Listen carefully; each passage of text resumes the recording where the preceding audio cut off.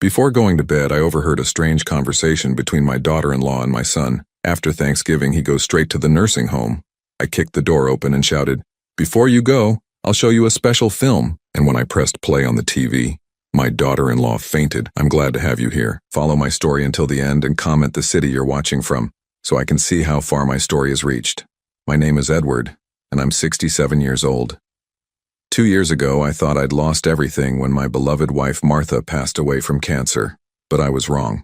I hadn't lost everything then. I was about to lose what little I had left, and it would come from the people I trusted most. It was the night before Thanksgiving, and I was shuffling down the hallway in my slippers, heading to the kitchen for my evening glass of warm milk. The routine had become sacred to me since Martha died. She used to make it for me every night, adding just a touch of honey the way I liked it. Now I made it myself, a small ritual that kept her memory alive. The house was quiet, except for the soft murmur of voices coming from the living room. My son Leonard and his wife Ava were having what sounded like a serious conversation. I wasn't trying to eavesdrop, but their voices carried down the hallway, and something in Ava's tone made me pause. "After Thanksgiving, he goes straight to the facility," she was saying, her voice cold and matter-of-fact. "I've already spoken to Sunset Manor. They have an opening next week." My blood turned to ice. I pressed myself against the wall, my heart hammering so hard I was sure they could hear it from the other room. "Are you sure about this timing?" Leonard's voice was hesitant, but not disagreeing, just concerned about logistics. "What if he asks questions?" Ava let out a sharp laugh that had no warmth in it. "What's he going to do, Leonard? He's completely dependent on us. Besides, we've been patient long enough. Your father takes up the entire guest room, and I'm tired of walking on eggshells around him. This house is too small for 3 adults. But he helped us with the down payment," Leonard said, though his voice lacked conviction. $25,000, Ava. That was his life savings. "And we're grateful," she replied smoothly. "That's exactly why we're not just abandoning him on the street. Sunset Manor is a nice place, clean, professional staff. He'll be better off there." I felt like someone had reached into my chest and squeezed my heart until it stopped beating. $25,000. My life savings, the money I'd scraped together from 43 years of working at the steel mill, the money Martha and I had set aside for our retirement, for emergencies, for our family's future. I'd given it to them willingly when they said they were struggling to buy this house. "What about the rest of his money?" Leonard asked. "His pension? His Social Security? Power of attorney, remember?" Ava's voice was practically purring now. "Once he's in the facility, and we can prove he needs full-time care, we can manage all his finances. The pension alone is $1,800 a month, plus his Social Security. That's almost $3,000 monthly we can use to pay for this house." The walls seemed to be closing in around me. I had to grip the doorframe to keep from falling. These people, my son and his wife, weren't just planning to abandon me. They were planning to steal from me. They were planning to warehouse me in some facility and take control of every penny I had. "I just feel bad about it sometimes," Leonard mumbled. "Don't," Ava snapped. "Your father had his life. He raised you. He had his marriage. He had his career. Now it's our turn. We're young, Leonard. We deserve to enjoy our lives without some old man shuffling around, leaving his pills everywhere and monopolizing the bathroom for an hour every morning." Old man, that's what I was to them, not Leonard's father. Not the man who had worked double shifts to pay for his college education. Not the man who had walked him down the aisle at his wedding because his own father had abandoned him when he was 12. Just some old man taking up space. I stood there in that hallway, in my pajamas and worn slippers, feeling smaller than I had ever felt in my entire life. The betrayal wasn't just Leonard's words or Ava's coldness. It was the realization that I had been living a lie for the past 2 years. Every smile, every "How was your day, Dad?" every "We're so glad you're here with us" had been a performance. "The papers are already signed," Ava continued. "I told them he has early-stage dementia and can't make decisions for himself anymore." "But he doesn't have dementia," Leonard protested weakly. "Who's going to know? He's old, he's grieving, he's confused. The staff at Sunset Manor deals with families like ours all the time. Adult children who can't handle the burden anymore." Burden. The word hit me like a physical blow. I thought about all the ways I'd tried to make myself useful since moving in with them. I cooked dinner 3 nights a week. I kept the yard immaculate. I paid for groceries every other week with my pension money. I babied their temperamental old furnace and fixed every leaky faucet and squeaky door in this house. I thought I was contributing. I thought I was earning my place. But to Ava, I was just a burden. "When do we tell him?" Leonard asked. "We don't," Ava said firmly. "We wake up Monday morning. pack his things, and drive him there. Clean break. No drama, no arguments, no guilt trips. By Monday night, this house will be ours again. I couldn't listen anymore. My legs felt like they were going to give out, and I needed to get back to my room before they heard me. I crept down the hallway, each step feeling like I was walking through quicksand. Once inside my room, I closed the door as quietly as I could and sat heavily on the edge of my bed. The room suddenly looked different to me. This wasn't my room, I realized. This was their guest room. I was just a temporary occupant and my time was up. I looked around at my belongings, Martha's photograph on the nightstand, my clothes hanging in half the closet, my medications lined up on the dresser. 2 years of trying to build a new life, and it was all about to be packed up and shipped off to Sunset Manor. But as I sat there in the darkness, something else began to grow alongside the hurt and betrayal. It started as a tiny spark of anger, and it grew hotter with each passing minute. They thought I was helpless. They thought I was just some confused old man who would go along with whatever they decided.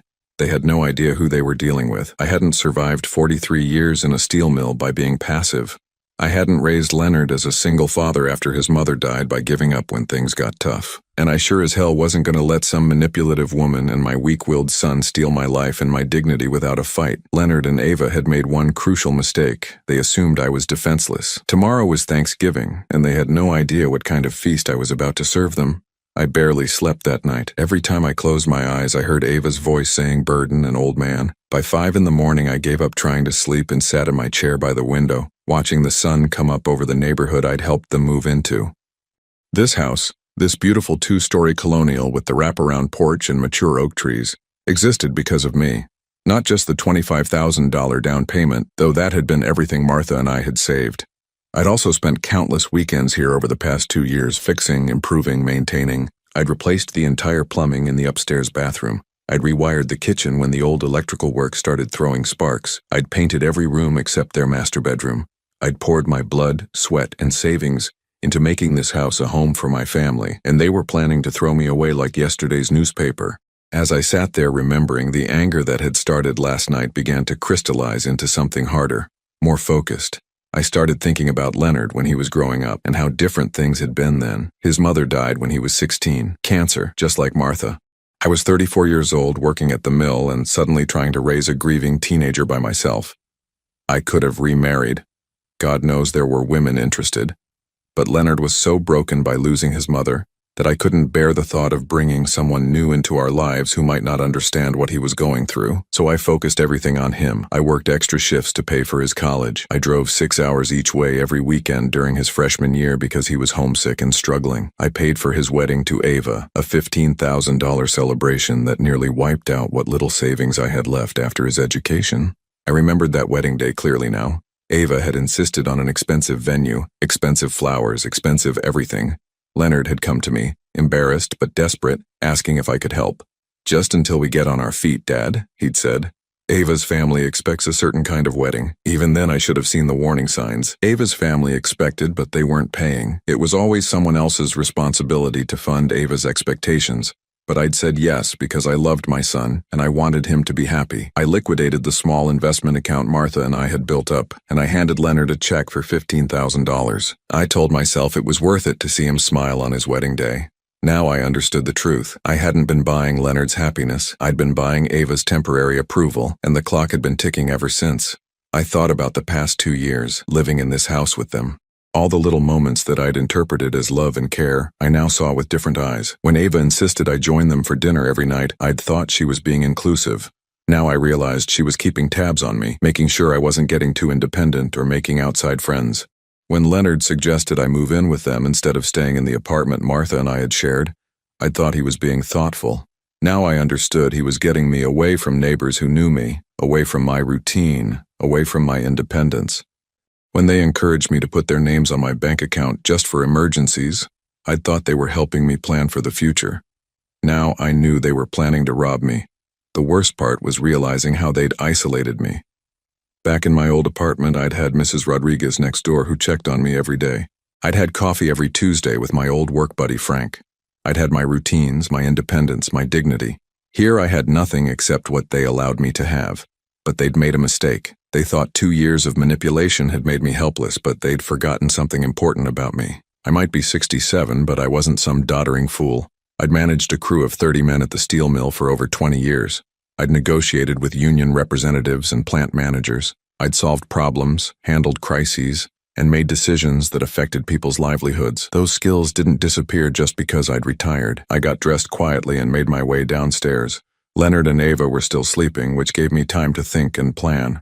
I made my coffee and sat at the kitchen table with a notepad, just like I used to do when I was working through a problem at the mill. First, I needed information. I walked to Leonard's home office, where he kept all the household files. I'd helped him organize this filing system when they first moved in, so I knew where everything was. I found the folder labeled Dad's Documents and felt my stomach drop. Inside were papers I'd never seen before. Power of attorney documents with my signature, but I didn't remember signing them. Medical assessments claiming I had early-stage dementia, signed by a doctor I'd never met.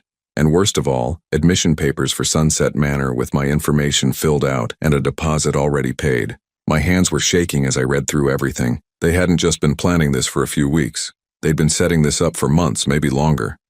Every time Ava had suggested I see a new doctor for my memory issues, she'd been building a paper trail to support their lies. I photographed every document with my phone.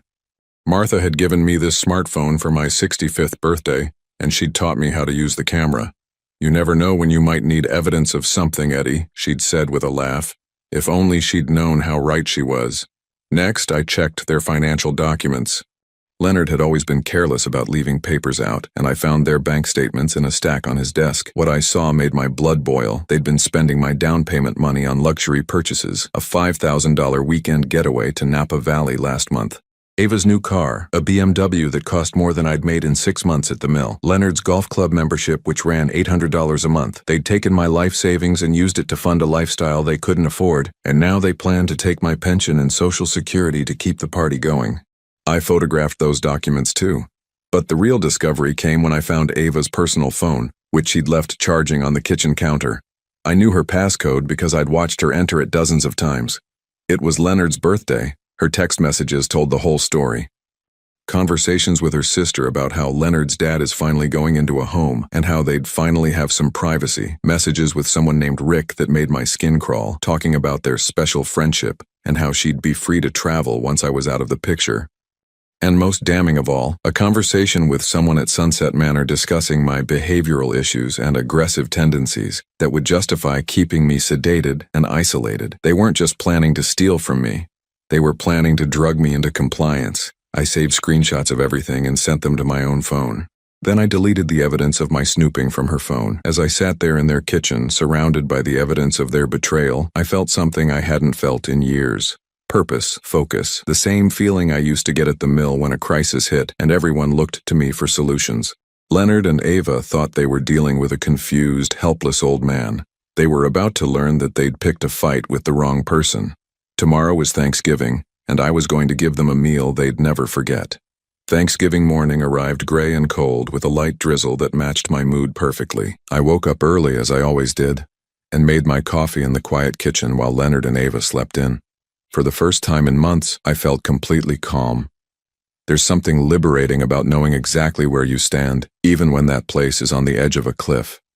I'd spent most of the previous day making preparations, and now everything was in place. Today would be the last Thanksgiving this family would ever spend together, though Leonard and Ava had no idea what was coming. By 7 in the morning, I was in the kitchen starting the turkey.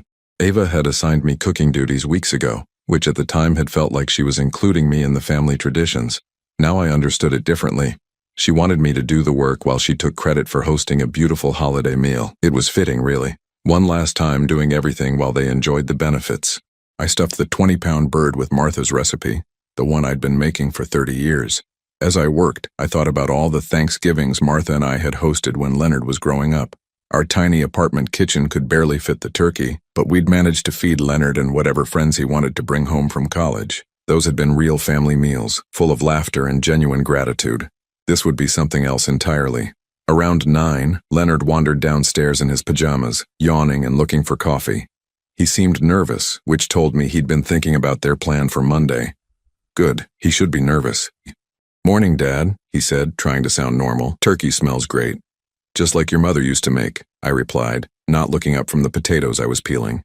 She always said Thanksgiving was about being grateful for family. I watched him flinch slightly at that. Leonard had always been a terrible liar, even as a child. He got that from his mother, who couldn't keep a secret to save her life. It was one of the things I'd loved about her. Yeah, well, Leonard mumbled, pouring his coffee. Mom always made everything special.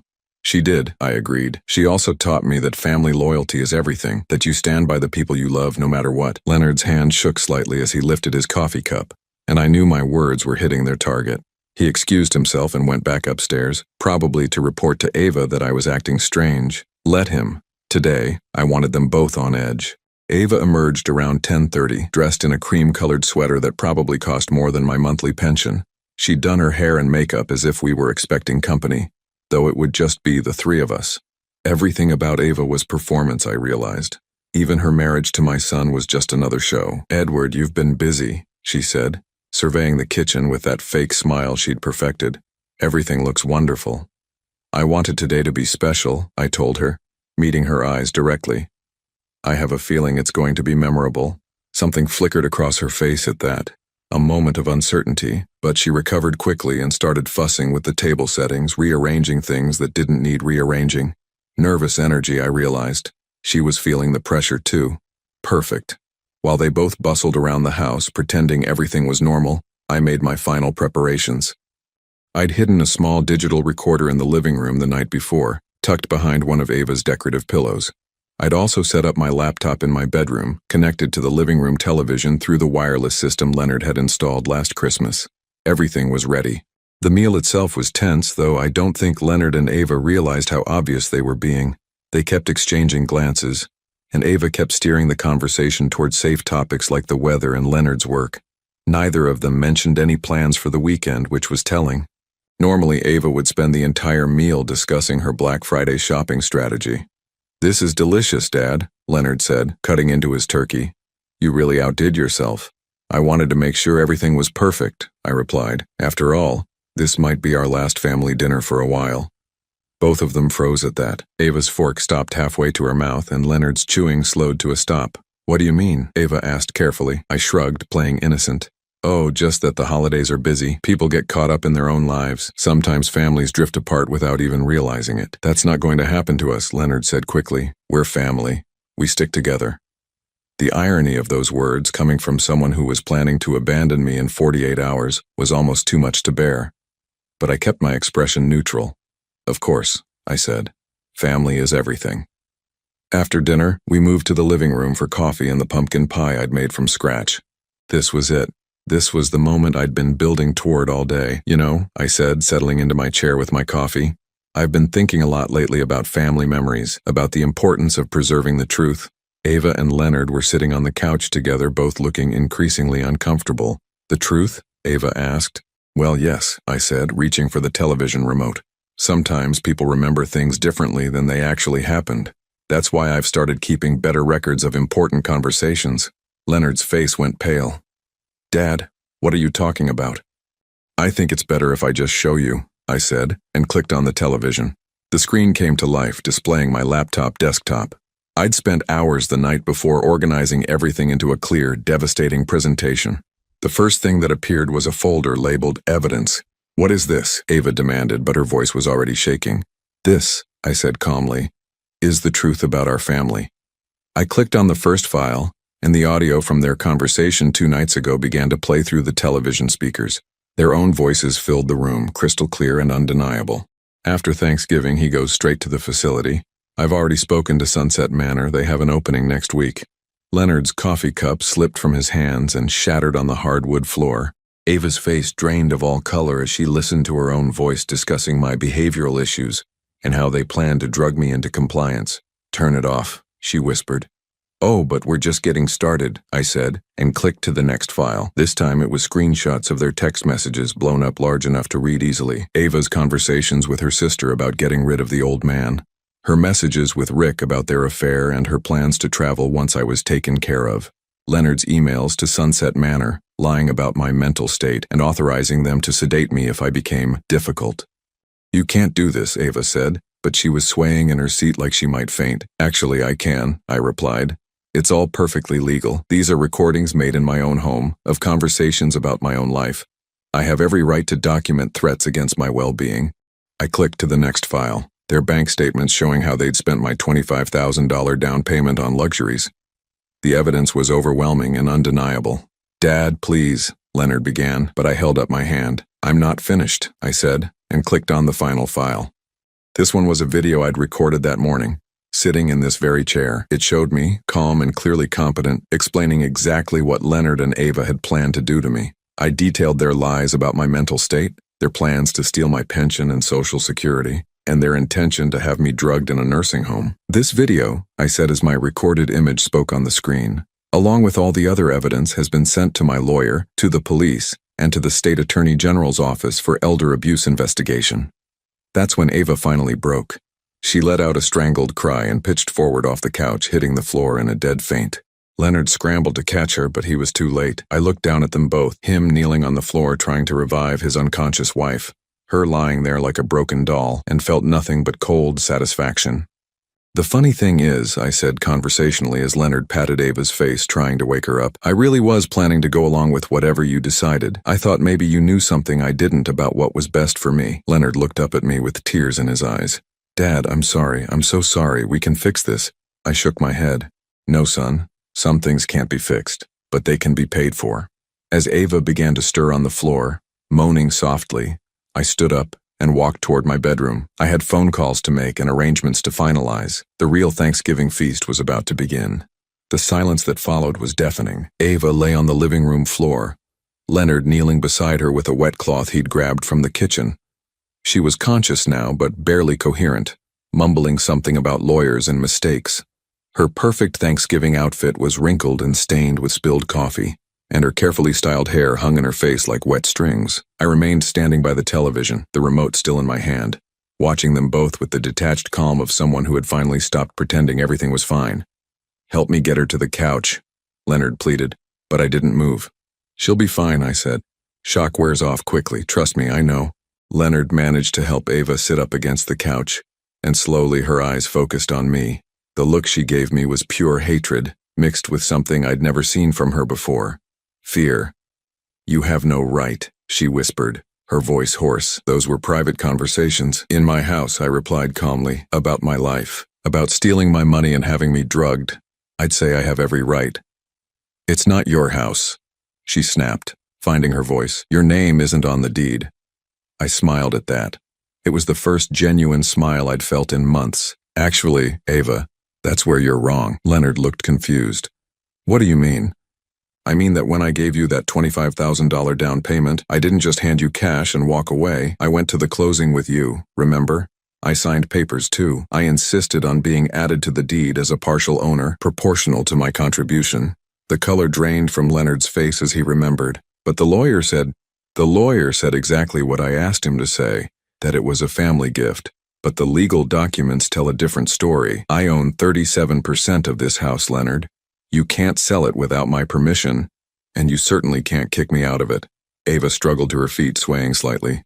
"That's impossible. We would have known. You would have known if you'd read the documents instead of just signing wherever Leonard pointed. But you were too excited about getting your hands on my money to pay attention to the details." I walked over to Leonard's home office and returned with a folder I'd retrieved earlier.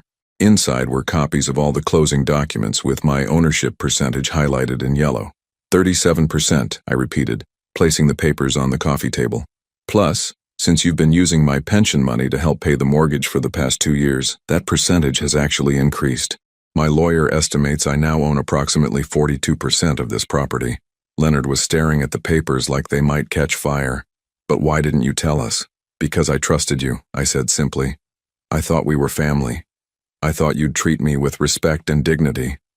I never imagined you'd try to steal from me and warehouse me in a facility." Ava was regaining her composure and with it, her viciousness. "You're a manipulative old man. You tricked us." "I protected myself," I corrected. "Something I learned to do after 43 years in a steel mill, dealing with people who thought they could take advantage of me." She lunged toward the television, trying to grab the remote from my hand. "Turn that off. Delete everything." I held it out of her reach easily. "It's too late for that, Ava. Everything's already been uploaded to cloud storage and sent to multiple recipients. Even if you destroyed my laptop, the evidence would still exist." Leonard was reading through the deed documents, his face growing paler with each page. Dad, this changes everything. We didn't know you owned part of the house. It changes nothing, I said firmly. You still planned to steal from me. You still lied to doctors and nursing homes about my mental state. You still conspired to drug me and take control of my finances. The fact that you didn't realize I could fight back doesn't make your crimes any less serious. Ava was pacing now, her hands shaking with rage. Crimes, don't be ridiculous. We're your family. We were trying to take care of you. By lying about my mental health, by planning to have me sedated, by stealing my pension, I shook my head. That's not care, Ava, that's elder abuse and it's a felony. The weight of that word, felony, hit them both like a physical blow. Leonard sank into his chair and Ava stopped pacing. What do you want? Leonard asked quietly. I want my dignity back, I said. I want my independence back, and I want both of you out of my life. You can't kick us out, Ava protested. Even if you own part of the house, we own the majority. True, I agreed, but I can make your lives very uncomfortable. I can refuse to sign any sale documents if you decide to move. I can demand my share of the equity if you want to refinance. I can invite friends over whenever I want, since this is my home too. I can play my music as loud as I want, cook whatever I want, come and go as I please. I paused, letting that sink in. Or, I continued, I can make this very simple for everyone. Leonard looked up hopefully. What do you mean? I mean, I'll sell you my share of the house, fair market value based on a professional appraisal. You can buy me out and I'll disappear from your lives forever. Ava's eyes narrowed. How much? I'd already had the house appraised, of course. I'd been busy over the past 24 hours. The current market value is $380,000. My 42% share comes to $159,600. Leonard choked. We don't have that kind of money. Then you'll need to get a loan. Or sell the house and split the proceeds. Either way, you'll have your freedom and I'll have mine. This is extortion, Ava hissed. No, I said calmly. This is business. You wanted to steal my pension and Social Security to pay for your lifestyle. This way, you get to keep your house, and I get fair compensation for my investment. Everyone wins. Ava was looking desperate now. What about the nursing home? We've already paid the deposit. That's your problem, I replied. You should have asked me before making decisions about my life. Leonard was staring at his hands, finally understanding the full scope of what they'd done. Dad, I'm sorry. I know that doesn't fix anything, but I need you to know that I'm ashamed of what we planned. Are you? I asked. Or are you just sorry you got caught? He looked up at me with tears in his eyes. I'm sorry for all of it. I'm sorry I let Ava convince me that this was the right thing to do. I'm sorry I betrayed you. I'm sorry I forgot everything you taught me about integrity and family loyalty. For a moment, I almost softened. This was my son, the boy I'd raised, the young man I'd sacrificed everything for. But then I remembered his voice on that recording discussing my behavioral issues and agreeing to have me drugged. I appreciate the apology, I said finally. But it doesn't change anything. Trust once broken can't be repaired with words. Ava had been quiet for several minutes, but now she spoke up, her voice cold and calculating. Fine, we'll buy you out, but it will take time to arrange financing. You have 30 days, I said. After that, I start charging rent for my bedroom and I'll be inviting friends over regularly. Remember, this is my home too. 30 days isn't enough time, Leonard protested. It's more time than you were planning to give me, I pointed out. Monday morning, remember? Pack his things and drive him to Sunset Manor? Leonard winced at his own words being quoted back to him. I've already spoken to a lawyer, I continued. Everything is documented and legal. If you try to force me out or interfere with my daily life in any way, I'll file charges immediately. Elder abuse, financial exploitation, conspiracy to commit fraud. The authorities take these things very seriously these days. Ava was studying me with new eyes as if seeing me for the first time. You planned all of this. I protected myself, I corrected again. Something you should have expected from a man who survived 67 years in this world. The afternoon sun was setting outside, casting long shadows across the living room. What should have been a peaceful Thanksgiving evening felt more like the aftermath of a war. In a way, I suppose it was. I'll be in my room, I announced, standing up. I suggest you two start making some phone calls. Banks, mortgage companies, whatever it takes. The clock is ticking. As I walked toward the hallway, Ava called after me. You'll regret this, Edward. Family is all you have left. I turned back to look at them both, sitting in the wreckage of their schemes and lies. No, Ava, I said quietly. Family is what I thought I had. What I actually had was two people using me until I was no longer useful. The difference is, I finally learned to tell the difference. The last thing I heard as I closed my bedroom door was Ava's voice, sharp and angry. berating Leonard for his stupidity and weakness. Their perfect marriage was already showing cracks under pressure. Good. Let them turn on each other. I had my own future to plan.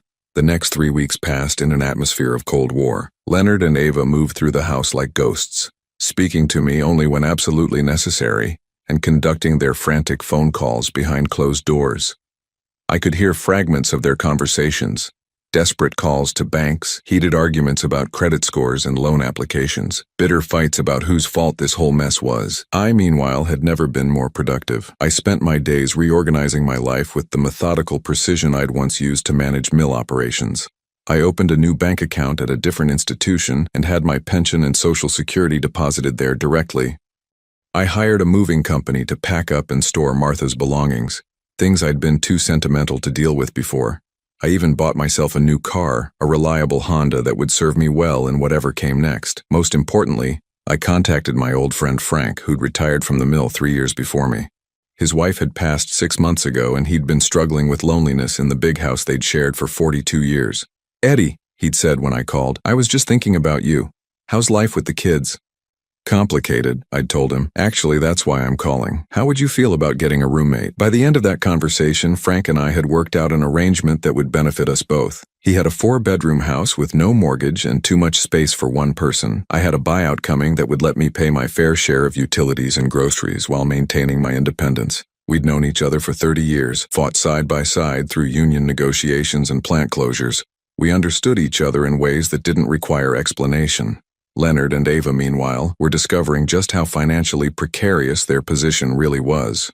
Without my pension money helping with the mortgage, they were stretched thin. Leonard's salary as a mid-level manager barely covered their basic expenses, and Ava had never held a steady job in the 3 years they'd been married. The luxurious lifestyle they'd built on my money was crumbling fast. On a gray December morning, exactly 26 days after Thanksgiving, Leonard knocked on my bedroom door. "Dad, can we talk?" I opened the door to find him looking haggard and defeated. His clothes were wrinkled, his hair unwashed, and he had the hollow-eyed look of someone who hadn't been sleeping well. "What's on your mind?" I asked, though I had a pretty good idea. "We can't get the loan," he said simply. "Every bank turned us down. Our debt-to-income ratio is too high, and with Ava not working." He trailed off, staring at the floor. I waited, letting the silence stretch. "The thing is," he continued finally, "we called around to some real estate agents. Even if we sold the house after paying off the existing mortgage and the real estate fees, there wouldn't be enough left to pay you your share." "I see," I said calmly. "And what does Ava think about this development?" Leonard's face twisted with something between pain and embarrassment. "Ava thinks we should fight you in court, try to prove that the ownership documents were signed under duress or something." "And what do you think?" He looked up at me with eyes that reminded me of the 16-year-old boy who'd lost his mother all those years ago. "I think I've already lost my father, and fighting you in court won't bring him back." For the first time since Thanksgiving, I felt a flicker of the old affection for my son, but it was immediately tempered by the memory of his voice on that recording, casually discussing how to drug me into compliance. "What are you proposing, Leonard?" "I don't know," he admitted. "I was hoping maybe you had some ideas." I studied his face for a long moment. There was genuine remorse there, I thought, but also desperation. Leonard had always been weak-willed, easily influenced by stronger personalities. First by his grief after his mother died, then by his desire to please Ava, now by his fear of losing everything. "I might have a solution," I said finally, "but you're not going to like it." Hope flickered in his eyes. "What is it?" "Ava has to go." The hope died instantly. "Dad, I can't just—" "She's the problem, Leonard. She's always been the problem. You were a decent man before you married her, and you might be one again after she's gone. But she's my wife. She's a woman who convinced you to betray your own father for money," I said bluntly. "She's a woman who's been cheating on you with someone named Rick while planning to use my pension to pay for her affair." Leonard's face went white. "What are you talking about?" "I have her text messages, remember? She's been seeing this Rick person for months. They have plans to travel together once you got my money under control. Did you really think she'd stick around once the financial pressure got too intense?" I pulled out my phone and showed him the screenshots I'd saved. Leonard read them in silence, his face cycling through shock, pain, and finally, a cold anger I'd never seen from him before. "She's been planning to leave me," he said quietly. "The moment she got what she wanted." I confirmed. "You were just a means to an end, son. A way to get access to my money in this house." Leonard sank into the chair by my window, holding his head in his hands. I'm such an idiot. You're a man who fell in love with the wrong woman, I said, more gently than I'd spoken to him in weeks. It happens to the best of us. What am I supposed to do now? You divorce her, I said simply. You file for divorce on grounds of adultery, and you use those text messages as evidence. Then you and I work out a new arrangement. Leonard looked up at me suspiciously. What kind of arrangement? I'll forgive the debt in exchange for full ownership of the house, I said. You can continue living here while you get back on your feet, but the house becomes mine. No more pretending we're equals when I'm the one paying the bills. And then what? Then you decide what kind of man you want to be, I said. The kind who honors his commitments and treats his family with respect, or the kind who schemes and lies to get what he wants. Leonard was quiet for a long time, staring out the window at the backyard he'd planned to enjoy while I rotted in a nursing home. She'll fight the divorce, he said finally.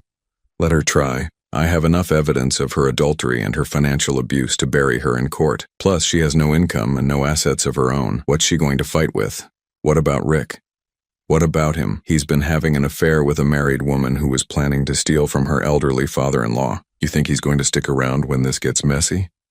Leonard nodded slowly, understanding dawning on his face. You really think she'll just leave? I think Ava is a predator who moves on when her current target stops being profitable, I said. Give her 2 weeks of legal bills and public humiliation and she'll be gone. The conversation was interrupted by the sound of the front door slamming. Ava was home from whatever shopping expedition she'd been on, probably charging more debt to credit cards they couldn't afford to pay. Leonard, her voice called from downstairs. Where are you? We need to talk. Leonard and I looked at each other. Now or never, I said quietly. He took a deep breath and stood up. I guess it's time to find out who I really am. As we walked downstairs together, I felt something I hadn't experienced in months. Respect for my son. Not love, not yet. That would take time to rebuild if it ever could be. But respect for a man finally ready to face the consequences of his choices. Ava was in the kitchen, surrounded by shopping bags from expensive stores. She looked up as we entered, and I saw her eyes narrow as she took in our unified front. What's going on? She asked. But her voice was already tense with suspicion. Leonard walked over to the kitchen counter and picked up his laptop. I need to show you something, Ava. Leonard, what are you doing? But she was already backing toward the door, her predator's instincts telling her that the game had changed. I'm showing you some text messages, Leonard said, opening the laptop and turning it toward her. Messages between you and Rick about your plans for after we got control of Dad's money. Ava's face went through the same color changes I'd watched Leonard experience upstairs. Shock, denial, fear, and finally, cold calculation. Those are fake, she said quickly. He's manipulating you, Leonard. Can't you see what he's doing? Are they fake? Leonard asked quietly. Are the messages about leaving me once you got what you wanted fake? Are the plans to travel with Rick fake? Ava glanced between us, realizing that her usual tactics weren't going to work this time. When she spoke again, her voice was different, harder, more honest than I'd ever heard it. Fine, she said. Yes, I was planning to leave, but can you blame me? Look at this life, Leonard. Look at what we've become. Struggling to pay bills, taking care of your decrepit father, stuck in this boring suburban nightmare. So you decided to steal from him and abandon me? I decided to take what we deserved and start over somewhere better, with someone who actually has ambition. Leonard nodded slowly, as if her words were confirming something he'd already known, but been afraid to admit. I want you out, he said simply. You can't kick me out. I'm your wife. Not for much longer. Leonard's voice was steady now, resolved. I'm filing for divorce tomorrow. Adultery and financial abuse. Dad has evidence of everything. For the first time since I'd known her, Ava looked genuinely afraid. Leonard, please, we can work this out. I'll break it off with Rick. We can go to counseling. It's too late for that. You'll have nothing without me, she said desperately. You'll lose the house, your credit will be ruined, you'll be stuck taking care of your father until he dies. Leonard looked at her for a long moment, then glanced at me. Maybe, he said, but at least I'll be able to look at myself in the mirror. Ava's desperation turned to fury in an instant. You're both pathetic, she snarled. A weak, spineless man and a manipulative old fool. You deserve each other. She stormed out of the kitchen and we could hear her stomping around upstairs, presumably packing. Leonard and I stood there in the silence, listening to drawers slamming and closet doors banging. How do you feel? I asked him. Terrified, he admitted, but also relieved, like I can finally breathe again. Within 2 hours, Ava was gone. She left with 3 suitcases and a stream of threats about what her lawyer would do to us. She also left behind about $15,000 in credit card debt and a car lease she couldn't afford, but she was gone. That evening, Leonard and I sat in the living room where this had all started a month earlier. The atmosphere was completely different now, not warm exactly, but honest in a way it had never been before. "I'm sorry, Dad," Leonard said quietly. "I know I keep saying that, but I need you to know I mean it." "I know you do," I replied. "The question is, what are you going to do about it?"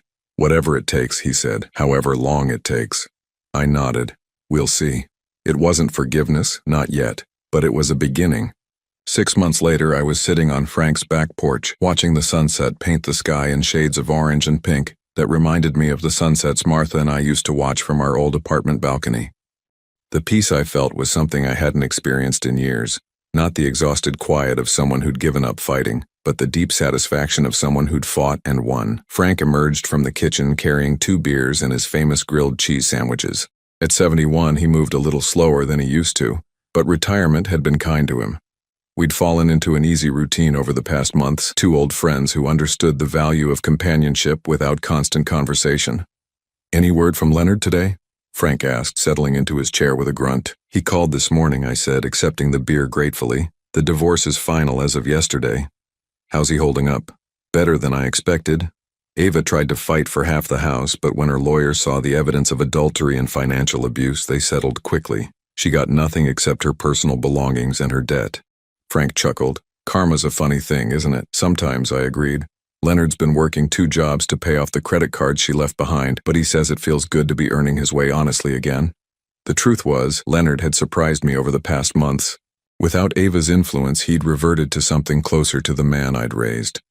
He was working as a manager at a local hardware store during the day and doing freelance bookkeeping in the evenings.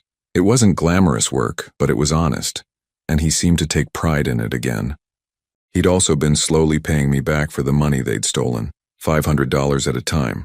I didn't need it. My pension and Social Security were more than enough for my modest needs, but I understood that he needed to do it. Some debts weren't really about money. "You know what I heard today?" Frank said, taking a sip of his beer. "Mrs. Patterson from down the street told me that Ava's been calling around the neighborhood, trying to get people to feel sorry for her, claiming you and Leonard conspired against her." "What did Mrs. Patterson tell her?" "That anyone who'd try to put a good man like you in a nursing home against your will deserved whatever she got." Frank grinned. Apparently, Ava didn't like that response. I wasn't surprised that Ava was still trying to play the victim. According to Leonard, she'd moved in with Rick temporarily, but that relationship had soured quickly once Rick realized she came with baggage and no money. Last he'd heard, she was living with her sister in another state, still claiming that everyone had treated her unfairly. Some people never learned to take responsibility for their choices. My phone buzzed with a text message, and I smiled when I saw it was from Leonard. "Having dinner with Sarah tomorrow night, thought you should know." Sarah was a nurse at the clinic where Leonard had been getting counseling. She was a widow with 2 teenage children, and from what Leonard had told me, she was everything Ava wasn't: kind, hardworking, and completely unimpressed by material possessions. They'd been taking things slowly, which showed a maturity in Leonard that I hadn't seen in years. "Good news?" Frank asked, noticing my smile. "Leonard's got a date tomorrow night." "The nurse?" "The same one." I'd told Frank about Sarah, of course. After 6 months of living together, we'd shared most of our important stories. "I think this one might be different. You sound hopeful." "I am," I admitted. "For the first time in years, I think Leonard might actually be happy. Really happy, not just trying to please someone else." Frank nodded thoughtfully. "What about you? You happy?" It was a good question. Was I happy? I thought about the past year. The betrayal, the confrontation, the months of rebuilding. It had been painful, but it had also been necessary. "Yes," I said finally. "I think I am." And I was. Living with Frank had given me something I'd lost without realizing it: independence. We shared expenses and companionship, but I wasn't anyone's burden or responsibility. I cooked when I felt like it, went to bed when I was tired, and spent my money on things that brought me joy instead of funding someone else's lifestyle. I'd also reconnected with old friends from the mill, men I'd lost touch with during the years I'd spent trying to be the perfect father and grandfather to people who didn't appreciate the effort. We met for coffee twice a week and played poker every Friday night. For the first time since Martha died, I had a social life that belonged to me. "You know what the funny part is?" I said to Frank. I was actually ready to go along with their plan. If they'd just asked me honestly about moving to a care facility, if they'd treated me with respect and included me in the decision, I might have agreed. Really? Really? This house was getting too big for me after Martha died. I was lonely, struggling with basic maintenance, worried about what would happen if I fell or got sick. Part of me thought maybe they were right, that I needed more help than I wanted to admit, but they didn't ask. No, they decided for me. They lied to me, stole from me, and planned to drug me into compliance. And two, they treated me like a problem to be solved instead of a person with rights and feelings. Frank was quiet for a moment, watching a cardinal land on the bird feeder we'd hung from the old oak tree. My daughter wanted to put me in a place after Helen died, he said finally. Said she was worried about me being alone in this big house. What did you tell her? I told her I'd consider it when I was ready, but that I wasn't ready yet. She respected that. He smiled. Having you here has shown her that there are other ways to handle getting older. She's stopped bringing up the nursing home idea. Good, I said. Everyone deserves to make their own choices about how they want to live. As the sun continued to set, I found myself thinking about Martha. She would have been horrified by what Leonard and Ava had planned, but I thought she would have been proud of how I'd handled it. Martha had always been the stronger one in our marriage, the one who stood up to bullies and protected the people she loved. In fighting for my independence, I'd finally learned to channel some of her strength. Edward? Frank's voice interrupted my thoughts. Yeah? I'm glad you're here. This old house was getting too quiet without Helen. I'm glad I'm here too, I said, and meant it. My phone rang and I was surprised to see Leonard's number. He usually texted unless something was wrong. Dad? His voice sounded strange, excited but nervous. What's going on, son? I need to ask you something. It's about Sarah. I felt a smile tugging at my lips. Go ahead. I want to ask her to marry me. I know it's only been 6 months since the divorce, but we've been talking about it and we both feel ready. But I wanted to ask for your blessing first. The request surprised me. The old Leonard would have just announced his decision, probably after Ava had already planned the whole wedding. This showed a consideration and respect that had been missing for years. Tell me about her, I said. She's nothing like Ava, Leonard said immediately. She works hard, she's independent, she pays her own bills. She's raised 2 kids mostly on her own after her husband died in Afghanistan, and she's done an amazing job. They're good kids, respectful and responsible. How does she feel about your situation, the debt, the struggle to rebuild? She respects it, Leonard said. She says she'd rather be with someone who's working to fix his mistakes than someone who never makes any. She's not looking for someone to take care of her financially. She wants a partner. I thought about that. A partner. What a different concept from what Leonard had had with Ava, where he'd been expected to provide while she consumed. What about her kids? How do they feel about you? They're cautious, which I think is smart. Their mom has been single for 4 years and they're protective of her, but they've been respectful. And I think we're building trust slowly. And you? How do you feel about becoming a stepfather? Leonard was quiet for a moment. Terrified, he admitted, but also excited. These kids have been through a lot, losing their father and watching their mother struggle. I want to be someone they can count on, someone who adds stability to their lives instead of chaos.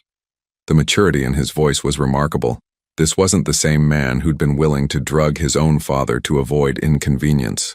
You have my blessing, I said finally. But more than that, you have my respect. You've become the man I always hoped you'd be. I could hear Leonard's intake of breath over the phone.